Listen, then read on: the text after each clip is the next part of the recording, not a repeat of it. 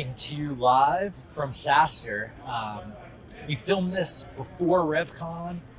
Morgan and I met up in person.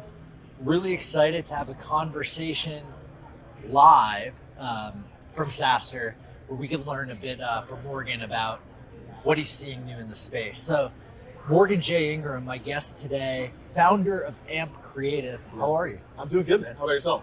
I'm doing well. It's really great to see you in person. Yeah, it's good to be here. A lot of great people. It's been awesome. Yeah, the LinkedIn and digital world, to be in person is an interesting experience, but excited to learn from you today. And the biggest thing on my mind is you've spent so much time in sales. Yeah. Training salespeople, working for the top outfit in the space. Yeah. What myths are there with selling and how has it evolved? Yeah. What's the biggest myth?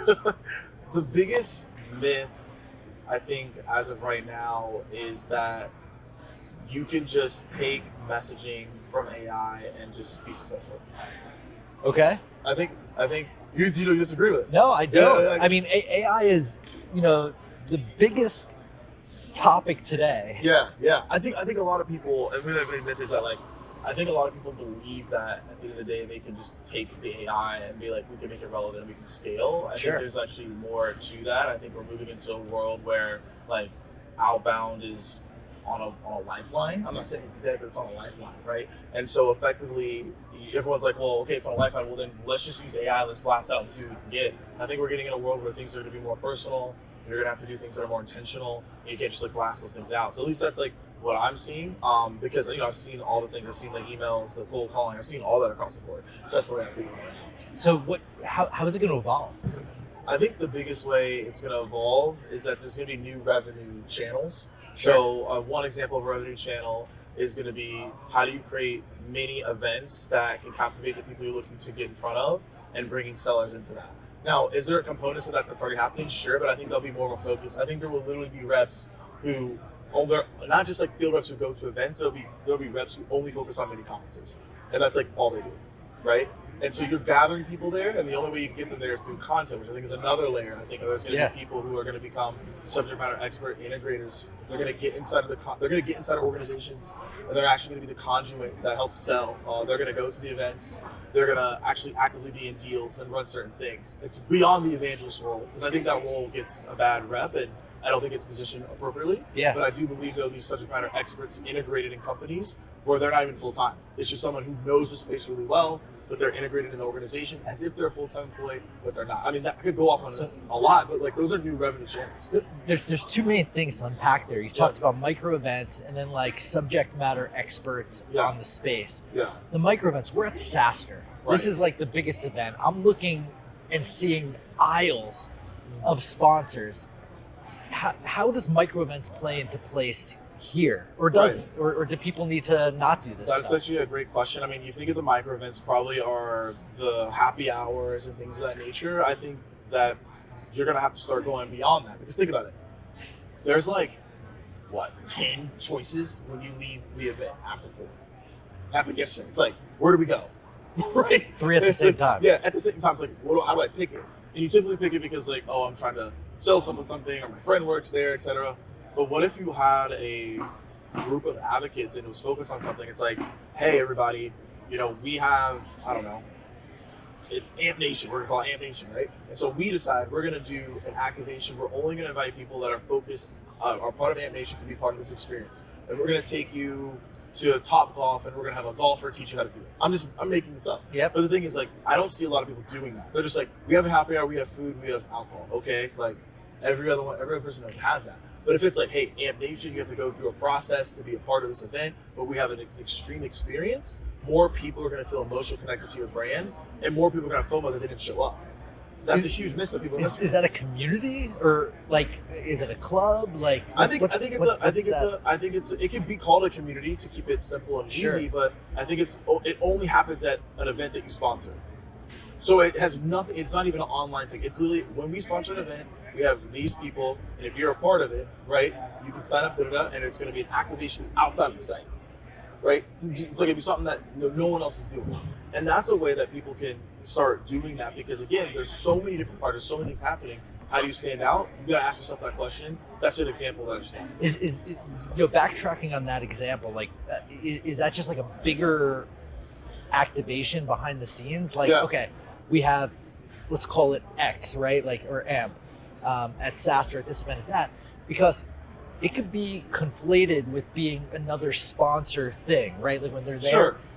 How does this differ from just creating FOMO at like a lavender example? The lavender. Yeah. I think that's a great example. I think they probably do a great example of doing that FOMO. I think the way that I'm thinking about it is that because you have people who are committed to, I would like to say, your movement, right?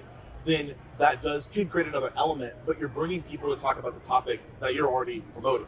So you're sparking conversations about something that you overall are looking to solve, but they're part of that nation or whatever. It's a continued conversation. It's like, because think about it, like you're here, you're having all these different conversations. It's like, hey, we have this movement we created.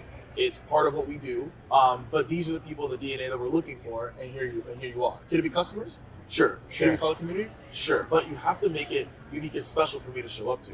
So for example, if there was an activation and a company was like, all right, cool, we want to bring all the salespeople that are gamers. Right. That's amazing. I'm going to show up. I'm going to feel more emotional attachment to that. And if it's tied to the value prop of the company, you're going to have a more emotionally connected audience. But I don't see that value prop in most of it. It's just like happy hour, show up, whatever. It's a lot, right? Like, would this be like TEDx extension type of vibe? Does it? I mean, I don't think it has to be people talking. I think it's just more so people are just like having conversations that allow. You're basically coming into conversations and you're getting deeper, right? Because if you're going into conversations and you're getting deeper, then that's the focus, right? Yep. That's what we're doing, right? You're immediately going in knowing we all have the same common baseline. I can immediately talk to this person about that baseline and we can go from there. Most networking events, most things you go to, if you go to happy hour, where do you start? Oh, why are you at this conference? Yep. Where are you from? And what do you do? That makes it really boring after 5 conversations. But if I went into something and said, oh, we're here to talk about account-based marketing, I can be like, we're here to talk about this topic. And I'd be like, how are you running A/B? I can get deeper faster. That's what people want. They want to get deeper faster, and you're setting up the activation outside of the event to get deeper faster. And then, guess what? You as the company get credited for that. Because think about it. If I brought you to a dinner, right, and I had like, I don't know, Diddy, Jay-Z, right, Bezos was there, right, and I brought in some other people that like, you know, maybe didn't affiliate with those individuals, everyone that came to the event are going to be like, wow, thank you, Morgan, for organizing this and connecting me with these people. Yep. They're going to remember that I brought them those people. And so in that way, a company can do the same. So it's like being a super connector That's within what it that. The people in our space that I've seen do the best at this do roadshows. Like that seems to be like the connection thing. Yeah, that seems to be the connection. I'm saying if you don't want to make that big of an investment, I know. Do it at something like you've already sponsored. You've already sponsored this. Yeah. Okay, great. So can we test this? Right? Because everything is an experiment. You don't want to. You're already there. Right, you're already there. Okay, so how do we test this on a small scale? Let's just do one of these and see what happens. Okay, cool. We'll do another event. We'll do a little bit bigger. Successful? Now we can go on a roadshow. Because guess what? You've already validated the idea. You have good feedback. Most people, they want to go all in on something without doing an experiment first. Like, let's just test to see if this can even work to a certain capacity. And then you go from there. No, I love this. It's creating more of an experience with the events and a connection amongst them and building, I mean, I'm going to use the word community. Right, no, whatever you want to call it, building connections, right? Now the other thing, the subject matter expert, you mentioned evangelism done wrong. I want to kind of explore that because people hear the word evangelist and they sense, like brands sense that they know what it is and they'll take like the person on their team that has the biggest social following that is driving a significant percentage and everyone listening probably has 1 or 2 people in their head that they know driving a significant percentage of their pipeline through this. Now they're like, let's just do it full time. That seems to be like what people are doing, but then what I've seen is they're left without a plan. Plan. Like it's just hey, and that works. That'll work for as much as 9 or 12 months. But then they're like, what are we doing? So like, how do you see it working better? Yeah. So if we go back to the premise, right? Traditional marketing is deteriorating, and outbound is dying. Yep. Right? And are there some people who are still doing wellness in areas? Yes, but holistically, that's what's happening. No Yeah. one can deny these facts, and if you are, then you're not paying attention. So the next thing is... It's doing worse. That's objective. Right, yeah. So the next thing is, okay, what are some different revenue channels? What we talk about, revenue channels we need to do. And then so that you think, oh, let's get an evangelist who's out there to increase our brand awareness. The more awareness that we get, the easier it is for us to sell. Awareness selling, right? We'll dive into what that means in a minute, but like that's what you're doing. Problem is that you want an evangelist to go do all these things, but then 6 months later down the line, you're like, why aren't you attributing to revenue? When the company's like doing bad, or like the investors are like, what's going on? Because then you're like, okay, so go hop in enterprise deals. Go like try to bring people in, and it's just done wrong, right? Change their title to AE or something. Yeah, it's like, wait, what? So like, Yeah. You have to, if you're gonna do an evangelist role, you just have to know that you probably aren't gonna get real attribution for that role. That just needs to be an upfront, like, this person is just for pure awareness. We know they're out there, and we know they're going to influence deals to some degree. Can you track that in certain ways? You can, but at the same time, it's like, that's what's going on. Like, you're just probably not going to be able to see true, clear attribution. How can you determine if it's successful? Right, exactly. So that's why I don't like the chief evangelist officer role. And I'm not saying I don't like what it stands for. I just don't like the role because I think it puts people in a bad spot. I do believe that evangelism is a component of what you should be doing.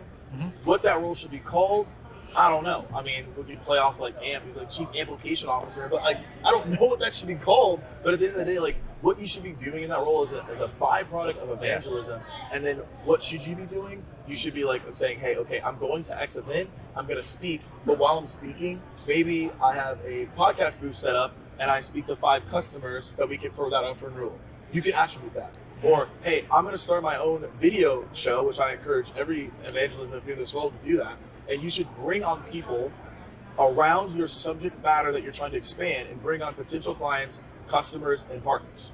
That's still attributing to revenue. I love it. For example, if you have target accounts and you can't get in front of these accounts, why not invite them onto the show? It's easier to get someone on a show than it is to get them on a meeting for 30 minutes. 100%. So these are ways that you can actually legitimately do attribution that is still evangelism, but not just post on social with one video or be somewhere on a podcast. You have to really think about it. And the problem is most people don't think about things in terms of how do you be creative and how can you be creative in the space versus actually thinking about how do you actually bring revenue with our content. Biggest risk for people. What are your thoughts on instead of the evangelist being like that one person scaling all the things they do, to being somebody that builds like an army under them, like a cab, for instance, or something like that?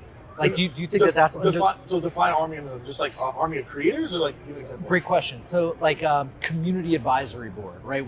Or a customer advisory board, or that's just one example. Like creating pockets of whether they're raving fans or customers or whatever, organizing them and having the word amplified more. Okay.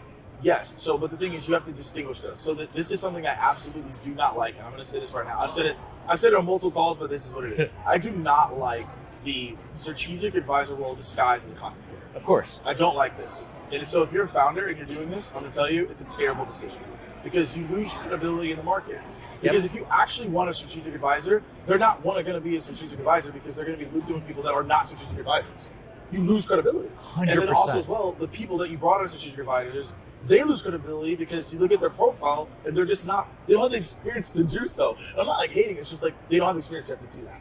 The average strategic advisor is an IC with sub 5 years experience. Yeah, it's like you can't be a strategic advisor. So the thing at the end of the day is I always tell people you have to have 3 distinguished factors on how you're going to bring people in. Number 1 is what you're talking about, brand ambassadors.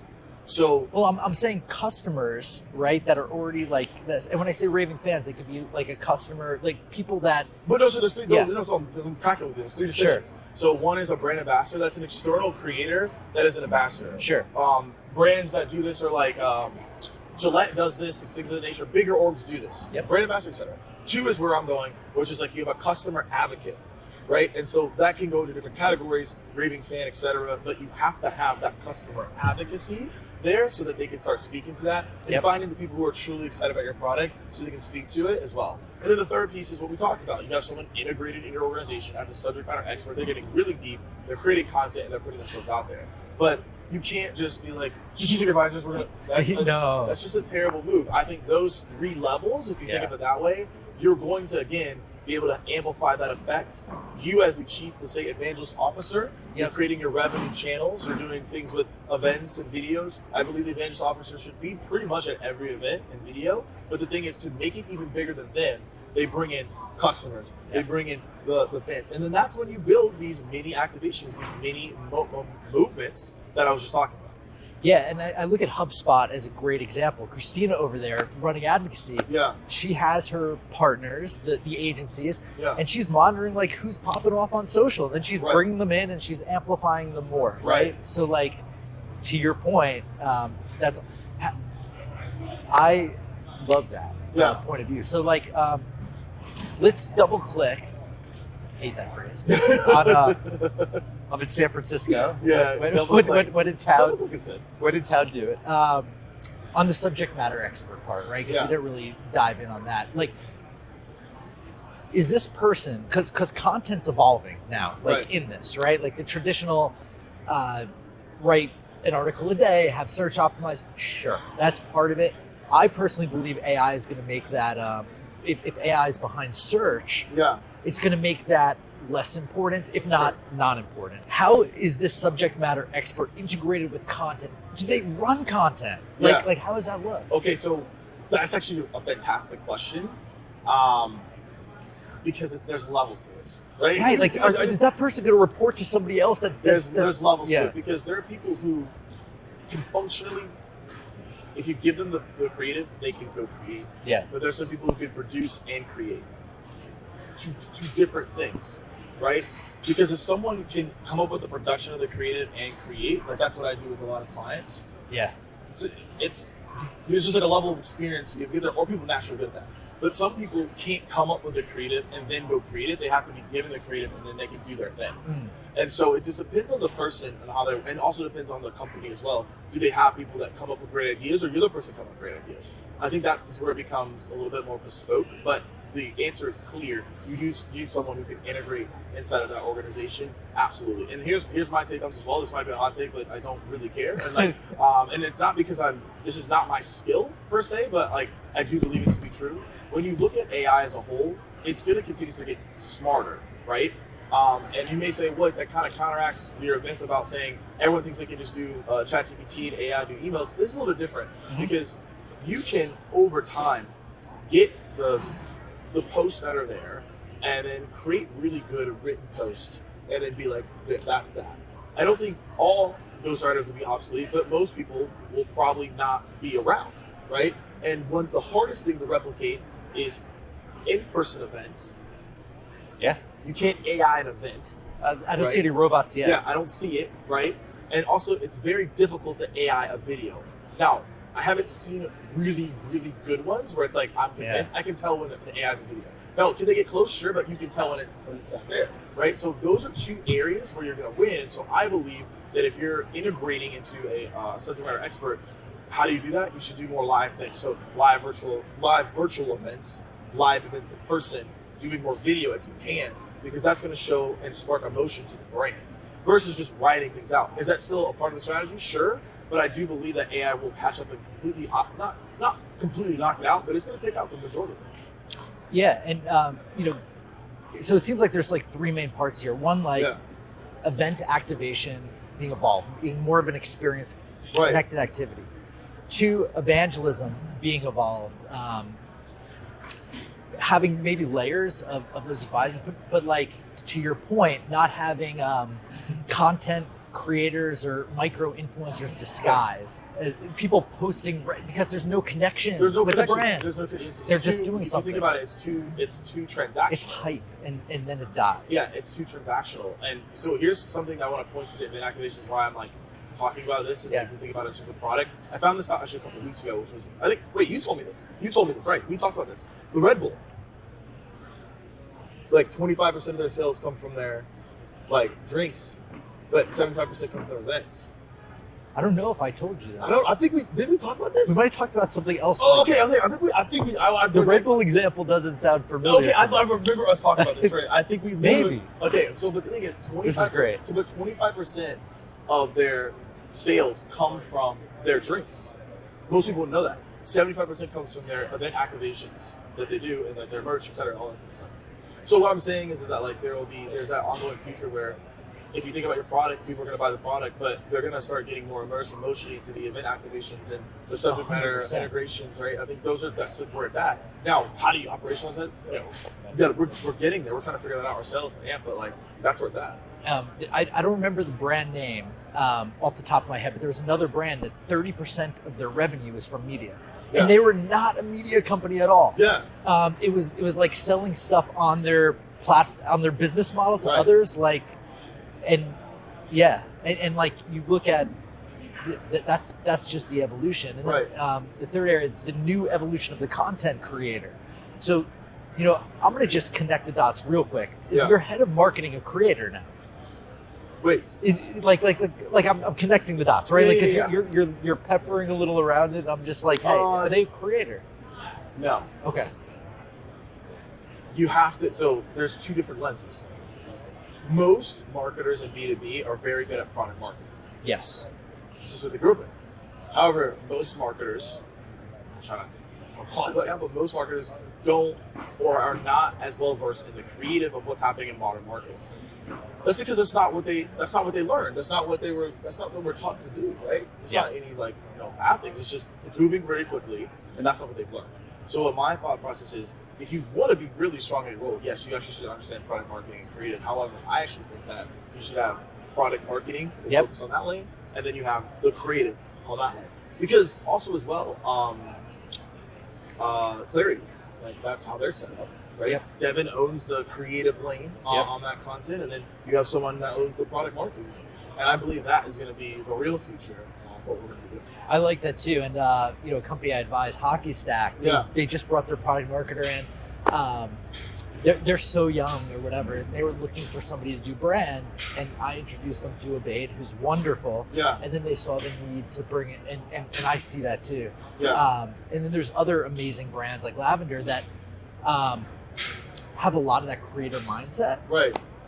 But I do think, as you mature, you need both sides. You have to have both, right? It's just like, I think, we'll use football, for example, right? We use sports in a lot of conversations, but I think this is the best one. You're not going to really be able to effectively have a good quarterback if you don't have a good offensive line. Right.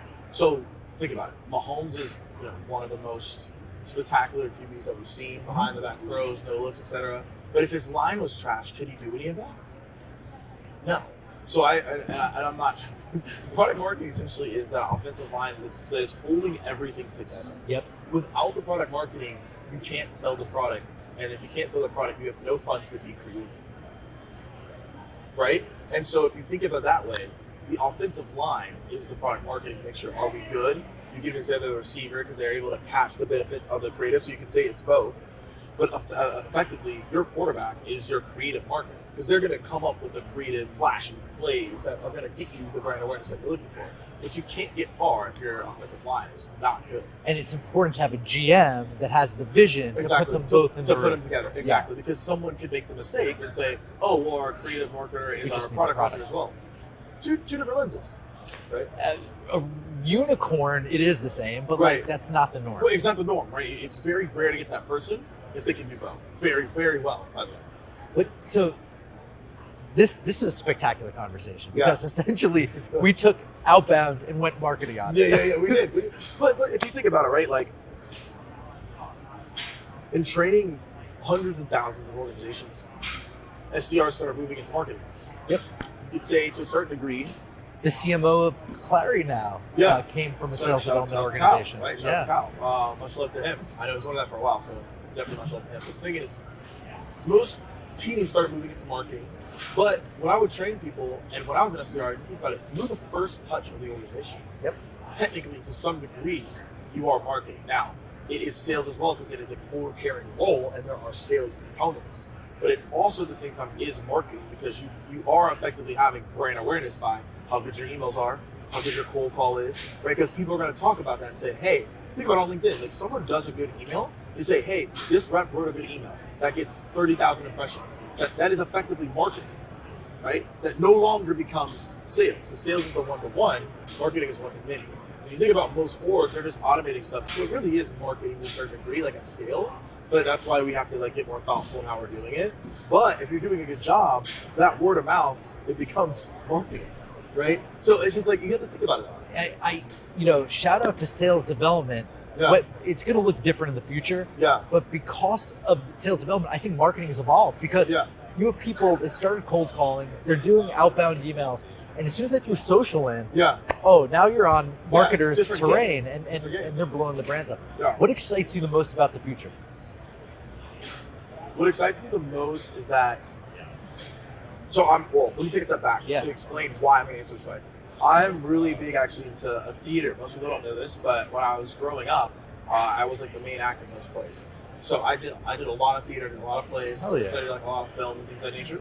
I've always wanted to be in movies, production, etc., which a lot of things we do is like production at AMP and like helping people with these shows and their content. So I'm saying all this is that like I'm excited that B2B has now become more open to those types of content pieces in media, right? You see, obviously, an example like Lavender Land. They're taking concepts, right, that are well known as ESPN or other shows and meshing that into edutainment style, right?